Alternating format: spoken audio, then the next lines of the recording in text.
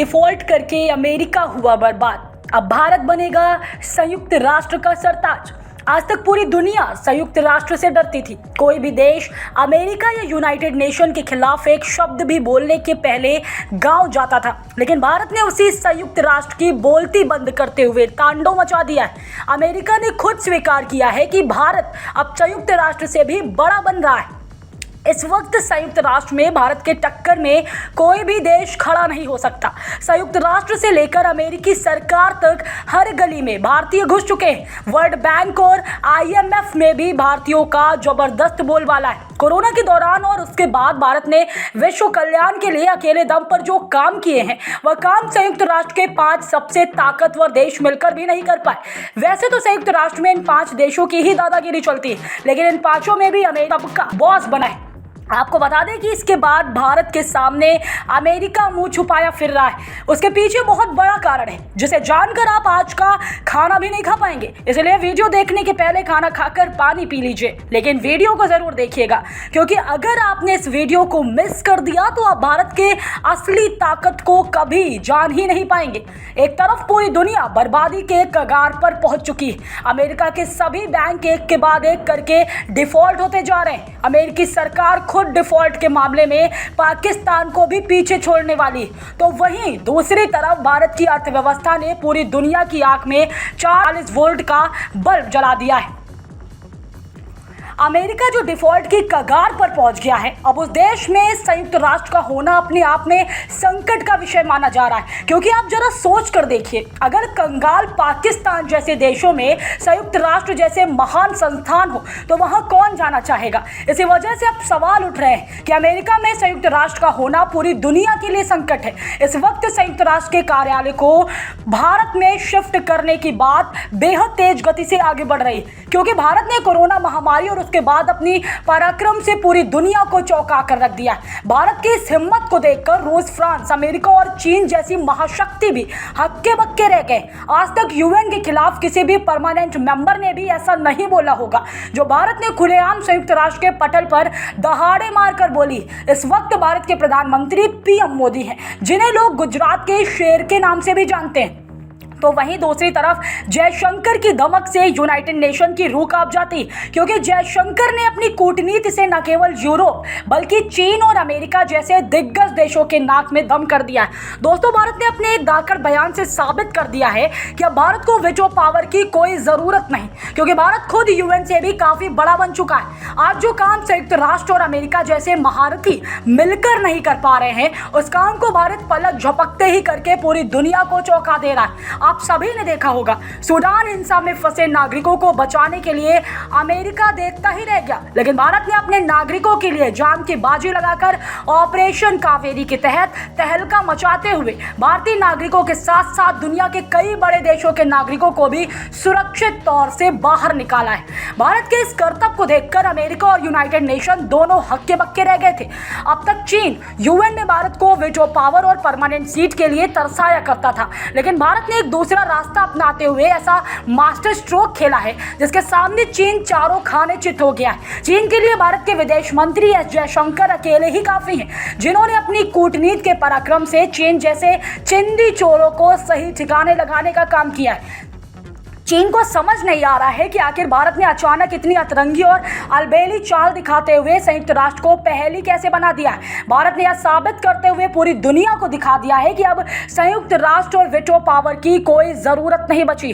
दुनिया में कोई भी संकट होता है तो वहां अमेरिका और संयुक्त राष्ट्र बुरी तरह फेल साबित हो रहे हैं। जेल मुसीबतों पर संयुक्त राष्ट्र थक हार कर हताश और निराश हो जाता है। उन सभी मुसीबतों को हमारा भारत पल भर में चुटकी बजाते हुए गैप करके लाखों करोड़ों लोगों की मदद कर रहा है। ऐसे में अब भारत के पास संयुक्त राष्ट्र में परमानेंट सीट पाने की कोई जरूरत नहीं बची।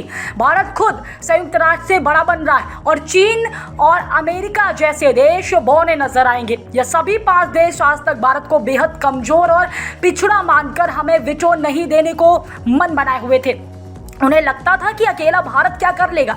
इन पांचों देशों ने मिलकर भारत के साथ जो कांड किए हैं उसे शब्दों में बयां कर पाना नामुमकिन है। अगर यह पांच देश खुद को महाभारत का पांडव समझते हैं तो हमारा भारत श्री कृष्ण है, और जिधर श्री कृष्ण होते हैं उसका पलड़ा अपने आप भारी हो जाता है। मतलब अगर आप अब भारत को परमानेंट सीट और वेटो पावर नहीं दोगे तो भारत भी आपको नहीं छोड़ेगा। भारत अब सर्वशक्तिमान बन चुका है। भारत ने ही यूनाइटेड नेशन को उसके फाउंडेशन के समय उसकी औकात और ताकत दी थी। उस वक्त भारत को वीटो ऑफर किया गया था, लेकिन पंडित नेहरू ने उस अनमोल पावर को चीन को दे दिया, जो आज तक हमारे लिए गले का फांस बना हुआ है। जिन्हें लगता है कि भारत यूनाइटेड नेशन का कुछ नहीं बिगाड़ पाएगा, वह सभी भारत की असली ताकत को नहीं जानते। अगर भारत चाहे दे तो यूएन को कहीं का नहीं छोड़ेगा।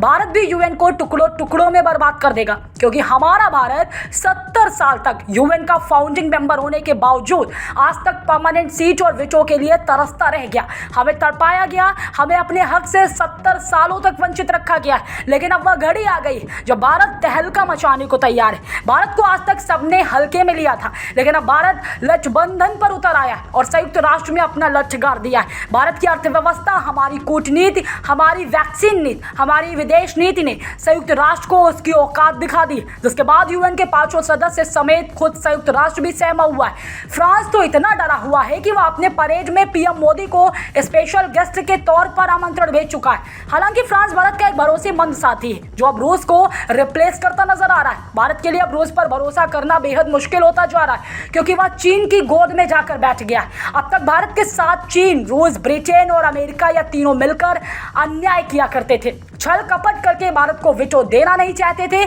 इसी वजह से भारत अब अपनी सीमा पार करने को तैयार है।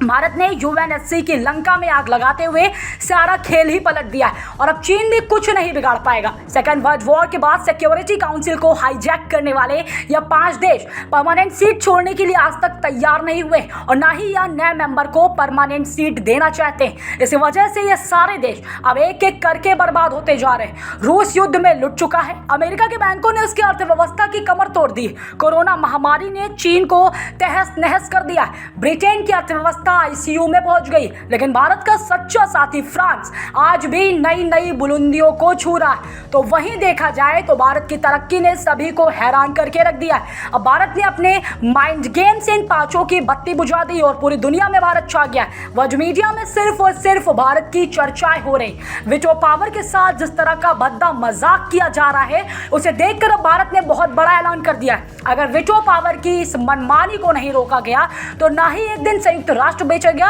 और ना ही उसके कोई देश। या वीटो पावर एक ऐसी ज्वालामुखी है जो संयुक्त राष्ट्र में पिछले 70 सालों से आग लगाए हुए खैरात में मिले 5 देशों को यह पावर अद्भुत शक्ति देता है, जिसके बदौलत वो पूरी दुनिया में राज कर रहे हैं। लेकिन अब भारत ने अतरंगी चाल दिखाकर संयुक्त राष्ट्र को जबरदस्त पटखनी है। अब या तो भारत को वीटो पावर मिलेगा या फिर यूएन से वीटो पावर ही खत्म हो जाएगा।